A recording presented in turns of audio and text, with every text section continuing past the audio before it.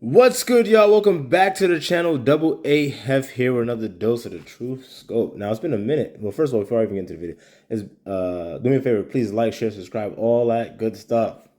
I'm going to give y'all a second. Thank you. I appreciate you for slapping that like button. So let's get into this video real fast. Now, this is a video that I had in my queue for a minute that I was going to do. And then I was just going through my queue to get rid of some videos. I'm like, too much time has passed. I'm not going to talk on that. I'm not going to touch on that. You know what I'm saying? But then this one, I was like, you know what? I'm going to touch on this one. So obviously, as you can see, it's going to be about Roland Martin. So without further ado, let's play this video. Network, and it was the show that has Marcellus Wiley and Jason Whitlock and Jim Jackson. Jackson, former NBA star, and Marcellus Wiley, former NFL star, and Jason Whitlock, who never played professional ball. That's interesting to say that because you never played professional ball either. So I don't understand why we would even make those type of comments or distinctions, and I don't understand the relevance to what relevance it has or it may have on the topic. But again, obviously, that's who Roland is. All right, that's who Roland is, and that's what he's about. So if y'all don't know who Roland Martin is, you're about to find out. Okay, let's go. So we were watching this, and they were talking about this whole issue between Colin Kaepernick, Jay-Z, Eric Reed. Colin Muhammad Ali Kaepernick, right? You gotta say his full name. Colin Muhammad Ali Huey P. Newton Kaepernick, all right? The Marxist. Don't forget that title as well.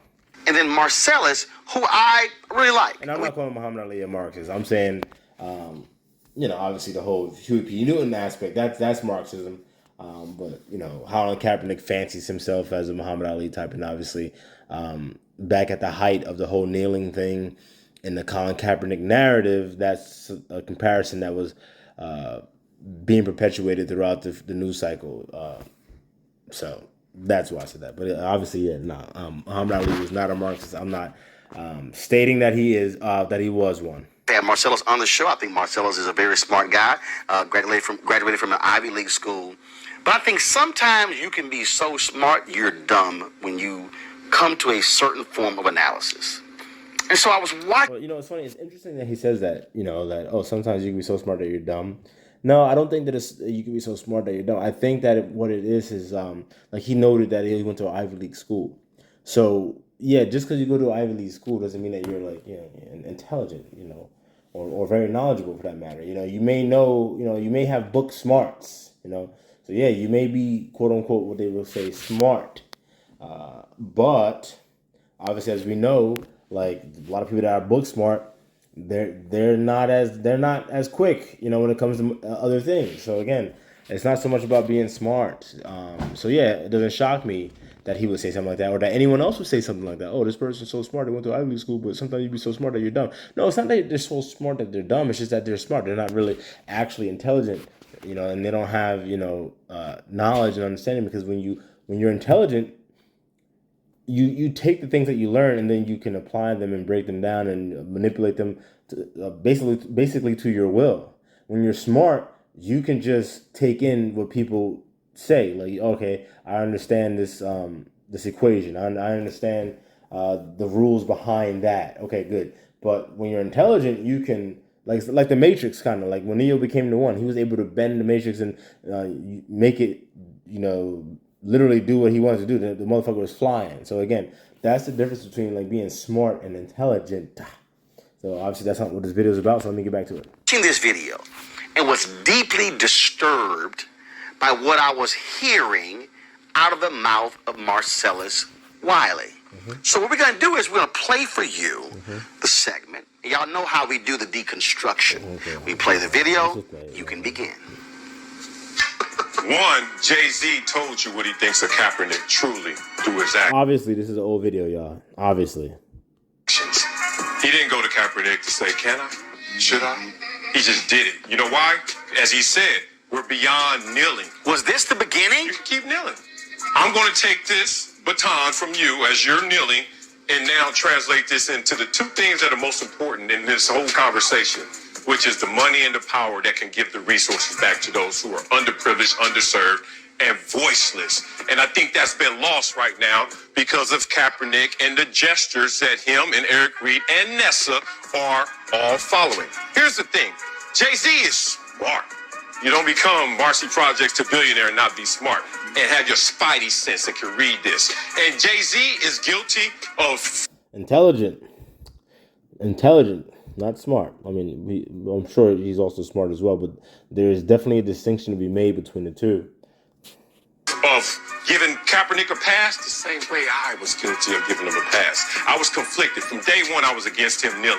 Because I said, get up and get those resources, because where we're from, your kneeling at kickoff has nothing to do with our situation unless you translate that, materialize it, and monetize it. Agreed, sir. So I'm very curious to see what Roland is going to say to this. And just so y'all know, obviously this video is old. I had this video in my queue for a long time, so I literally have no recollection on what the hell Roland's going to say. Now I could make an educated guess on the nonsense that's just about to just spew out of this guy's mouth.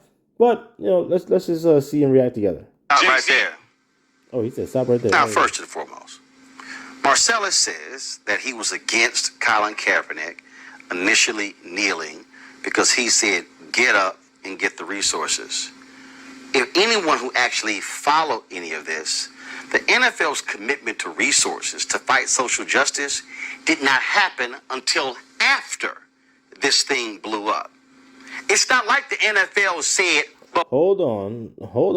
Oh, shit. Hold on, my fault. Hold on, Roland. Hold on. Because you're taking what Marcellus said out of context.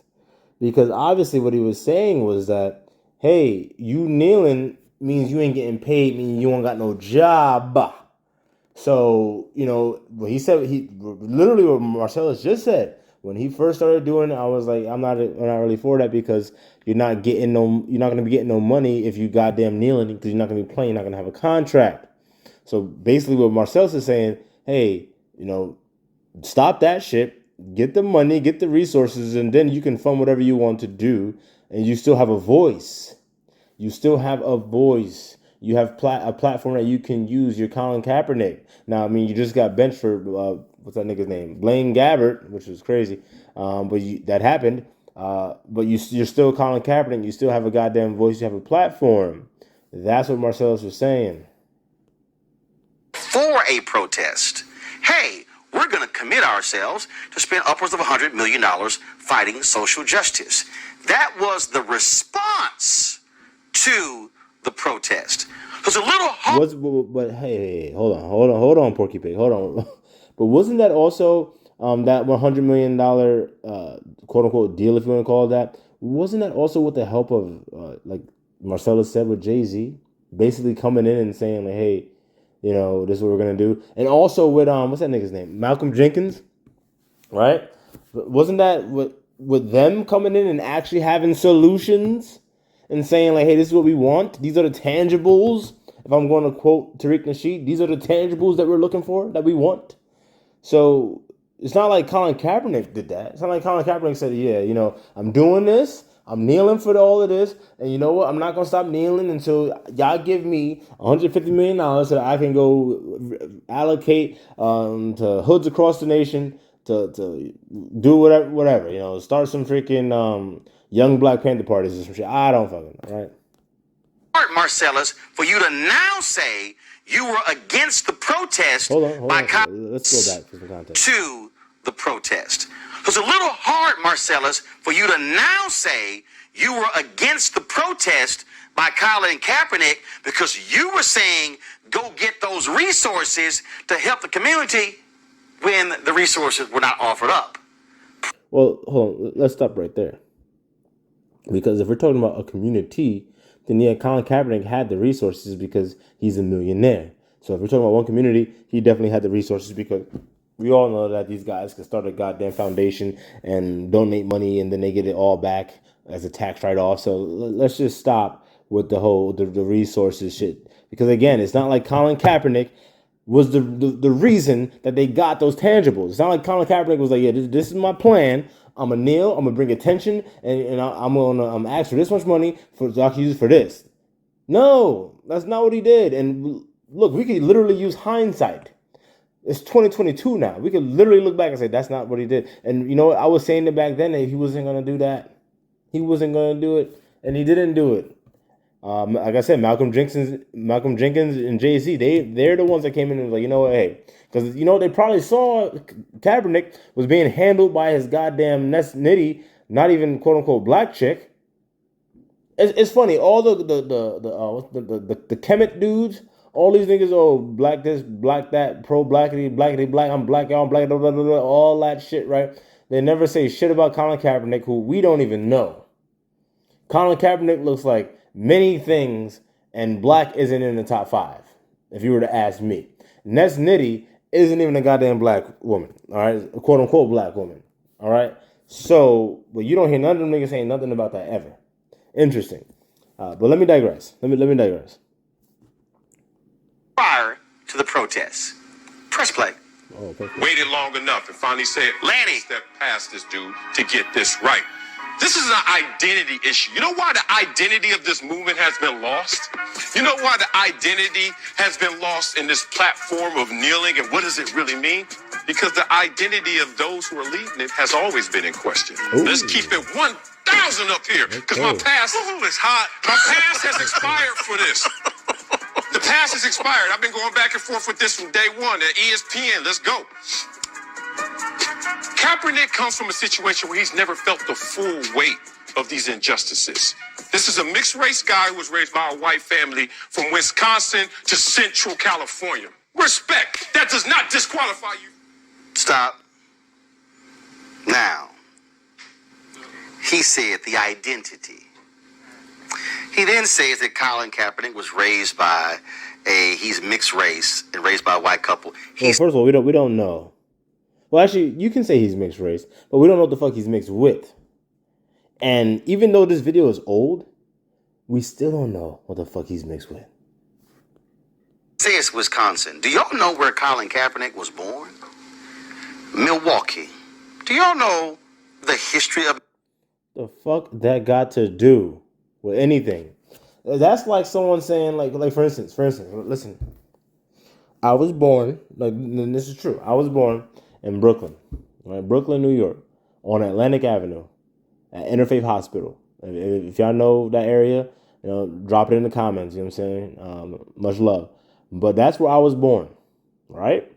Now, I was born there, raised there, till about middle school, basically, because I didn't go to junior high out there. And by the time, you know, we got here, they didn't even call it junior high, it was called middle school. So middle school. But in those early years, obviously, you know, well, we moved to Jersey to give you some, you know, context.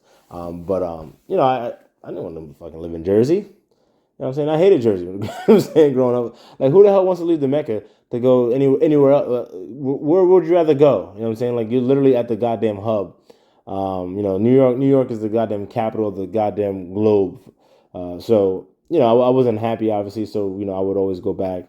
You know, I'll take the bus to train, yada, yada. You know, and then obviously, as the years went on, you know, I stopped going as frequently as I used to. But, so yeah, I was born in Brooklyn. Now, that's totally different if someone was like, oh, yeah, I was born in Brooklyn, too. But, you know, my parents moved out to Central LA or Wisconsin when I was 2 years old. Well, nigga, like, you have no recollection of Brooklyn. You don't know nothing about it. You know, your lived experience isn't that. Because, yeah, you were, quote unquote, technically alive, but you weren't cognizant or conscious, if you would, you know, because you can't remember any of that stuff. So this guy Roland referencing like, oh, do you know where Colin Kaepernick was born? The nigga was adopted. Doesn't matter where the hell he was born. He was born, and they gave his ass the fuck up, and then next thing you know, it was Wisconsin. He wasn't. I mean, Wisconsin. He wasn't fucking raised in Milwaukee. He wasn't living on the streets of Milwaukee by himself, fending off goddamn possible, like, I don't know, aggressors or whatever the case may be. Like, let's not try to change Colin Kaepernick's story. All right. Milwaukee and its police department with police brutality? Do you understand the poverty rates that exist in Milwaukee? It is arguably the poorest city in America. What's that got to do with Colin Kaepernick being born there, nigga? Explain that. Where's this bridge at? You know what I'm saying? I see you're trying to build a bridge, but where are we gonna land this bridge at? Like, okay, you can say all the hell you want about that Milwaukee. You can say all you want about Milwaukee, and I'm not saying that what he's saying is false. I don't even have to check it. I don't want to check it. You know what I'm saying? Hey, if that's what he's saying, I'll go out on a limb and I'll say, hey, that's probably correct. But what the hell's that got to do with Colin Kaepernick being born there? So I guess where you're born has a huge impact on how your life is going to turn out based on this guy. And I'm not saying where you're raised and grow up. I'm just saying born. Like, you could have been on vacation and goddamn, let's just say Milwaukee. Your mother was vacationing in Milwaukee, and then, hey, shit, you're coming out 3 weeks early, or just say a month early, because you probably wouldn't have been out there 3 weeks. Let's say a month early, right? Oh, you were born in Milwaukee, but now all of a sudden, Roland Martin gets fucking carte blanche to just start spewing off the statistics about Milwaukee because you were born there, even though you're from fucking not Long Beach. Let's say you're from let's just say you're from South Beach. Your family's from South Beach, Florida, but you just happen to be born in Milwaukee. Oh, you know what the poverty was like in Milwaukee? Like, yo. But most of y'all understand Roland Martin and the role that he plays, and this is a role. This is a role that he plays. Because as you can see right through the shit like I'm doing, it's just a role. It's just a role, man. He's not here to really help anyone or bring about change. He's just here to keep motherfuckers, basically Negroes, in line. States, certain reports have shown that per capita, it is in the top 3 of the poorest in the country.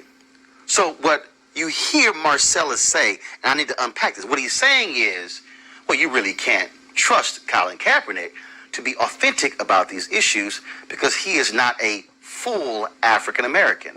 How can you somehow be someone to speak to these issues and you are not a full African American? Listen carefully. What you're hearing is a purity test. Okay, so no. Actually, what he's saying is not what he's saying. What he said was this movement has an identity issue because the leader or founder has an identity issue, which he does. Colin Kaepernick doesn't even know his own identity. I just told you we don't know what the fuck he is. We know that and I put no in quotes that he's mixed race. The motherfucker might not even be mixed race. The nigga looks like a goddamn Middle Eastern to me. Period, point blank. Period, point blank. Period, point blank. I want to know, like, we should get a goddamn sports book number on this shit. Someone should call DraftKings and orchestrate a goddamn DNA test on that nigga to find out what the fuck he is. And let's see what the odds are that he's actually quote unquote black or whatever. Because them fucking sports books always got the scoop, right? So no, what Marcellus Wiley said was, because he is confused with his identity, that's why the movement doesn't have a true identity. And coupled with that, because he doesn't know his identity and he grew up in, like, like you said, okay, maybe he was born in Milwaukee, so he's thinking, I'm black, or just convincing himself that he's black and from Milwaukee, that he needs to live a certain way, but then yet he's being brought up by 2 white parents in fucking Wisconsin. You know what I'm saying? So yeah, obviously he's going to have some internal conflict going on. And I'll say this too. Look, and I think I said this before, so this may be a repeat, but I'm not for what you call the mulattoes, the half breeds, whatever you want to call them. I'm not for them leading any type of change in our community because they're compromised. They're compromised, and I'm not just saying that to say it. Like, I'm literally, I believe that, and I can speak from experience. My son is mixed. He's compromised, and as he grows up, I'm going to make it very clear to him, like, hey, you can have your thoughts and your opinions, but you probably shouldn't be trying to lead no goddamn anybody, because you're going to have conflict. It's just natural. You're going to have conflict. So, make of that what you will, but, I don't think our people as a whole understands that. Like, hey, we can't just be going for these fucking, to quote Harry Potter, these mudbloods. You know what I'm saying? Like, no. And again, I'm not saying that to denigrate or like,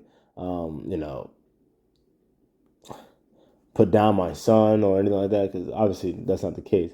But, we all have a role in life, and we all have a certain capacity that we can move within. And, unfortunately for him, or maybe fortunately for him, that's not one that's going to be it for him. But unfortunately for Colin Kaepernick, he thought that he could.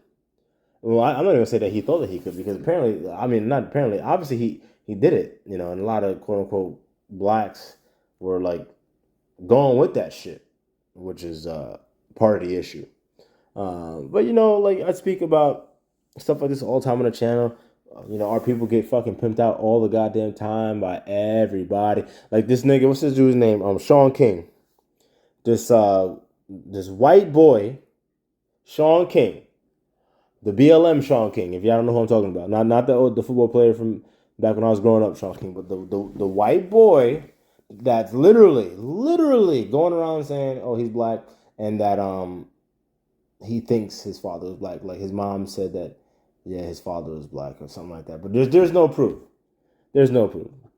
And I'm gonna do some videos on that motherfucker, because I just had enough of that guy. I've let him slide for far too long. So I'm gonna definitely be addressing that shit in the near future. I followed his Instagram. That way I could start marking the things that I want to touch on.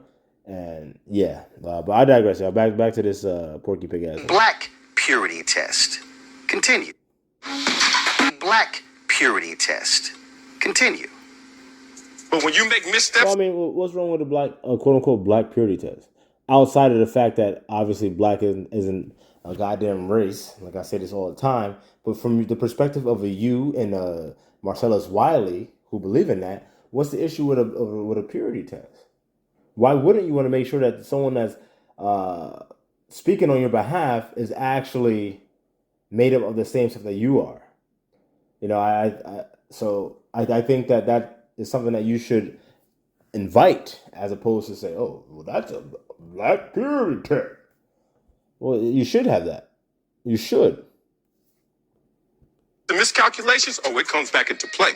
And he never spoke on this when Black Lives Matters movement was at its height.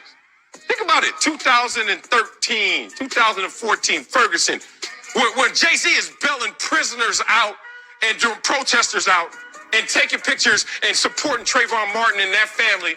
What was Kaepernick? You know who he was? Taking his shirt off, bruh. I knew Kaepernick back then. He was never talking about this. He meets Nessa 2015, all of a sudden 2016, he gets benched. Flip-flop. Not mad, that still doesn't disqualify you. But Nessa comes into play now. And we all know Nessa. Respect to her and her ethnicity, but it's not black. He said we all know Nessa. I'm sure you do, brother. Okay? So now we got two leaders who don't... So Marcellus then lays out who's not black. She's not. The fuck?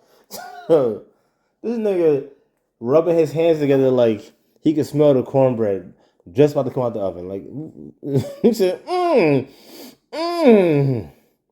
Like, nigga, she's not black. Quote unquote black. Then what he says is, oh no, you didn't care about these issues. You didn't care about them until your girlfriend came along. I mean, well, based off the timeline, right? If you're gonna have a discussion, discourse, debate, whatever you want to call it, right? A back and forth, an exchange, if you will, right?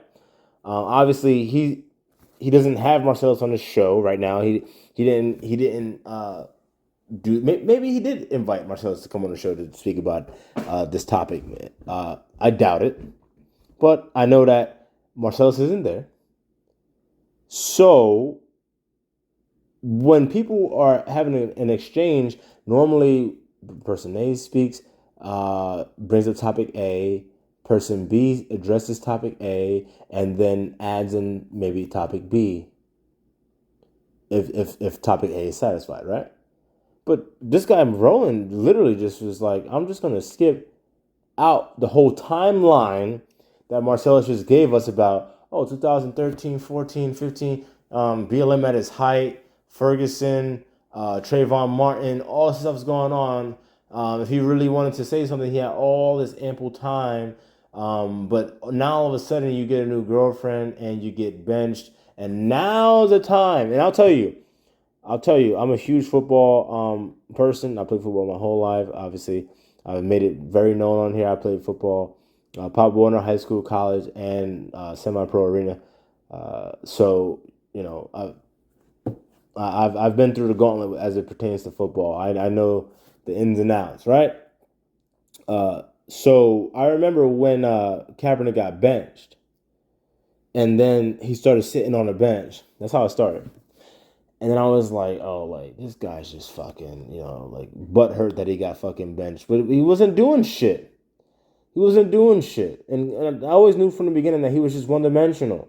Because for some reason the NFL likes to do this. Like, they like to let an athletic quarterback come in, and then act like, oh, we don't know what to do with this, yada, yada. But they know what to do with it. Because they always do what they got to do with it. You know what I'm saying? That's why those quarterbacks never win.